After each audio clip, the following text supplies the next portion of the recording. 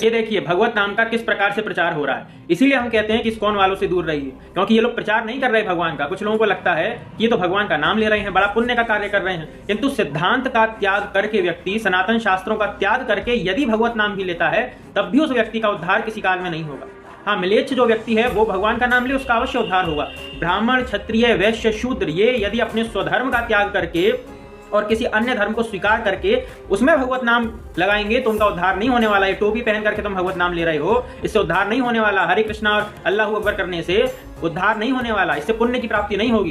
प्रहलाद जी के तो पिताजी ही असुर थे, कितने सारे दैत्यों के बीच में प्रहलाद जी रहते थे, किंतु क्या कभी प्रहलाद जी ने उन असुरों का अनुगत्य स्वीकार किया?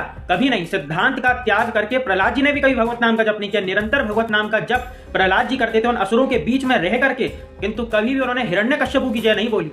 ये था सिद्धांत, ये था प्रहलाद जी का सिद्धांत। यदि प्रहलाद जी के सिद्धांत पर चलने का सामर्थ्य नहीं रखते तो ये आडंबर मत करो। विभीषण जी भी असुरों के बीच में रह करके भगवत नाम जप करते थे और समय आया तो रावण को ठोकर मार के उसको त्याग करके भगवान श्री राम की शरण ग्रहण की। ये थी उनकी महानता। और श्रीमद् भागवत में लिखा है, आगमो पा प्रजादेशा काला कर्म च जन्म च ध्यानम मंत्रो ते संस्कारो दशेते गुण हेतवा। उसमें काल का और देश विशेष का भी ध्यान रखा गया है कि यदि कोई म्लेच्छ का देश हो और वहां पे म्लेच्छ ही म्लेच्छ हो, उसको त्याग देना चाहिए उस स्थान को, वहां पे भगवत नाम जप नहीं होता। और ना भी त्यागा जाए तो स्वयं भगवत नाम का जप करे, कम से कम उनके बीच में रह करके उनकी तरह बन करके ये सब नाटकबाजी ना करे कि हम देखो भगवत नाम जप कर रहे हैं और इनसे करवा रहे हैं। तुमसे स्वयं से नहीं हो रहा, तुम दूसरों से क्या करवाओगे भगवत नाम जप? सनातन धर्म के नहीं है, ये खिचड़ी धर्म बना रखा है इन लोगों ने।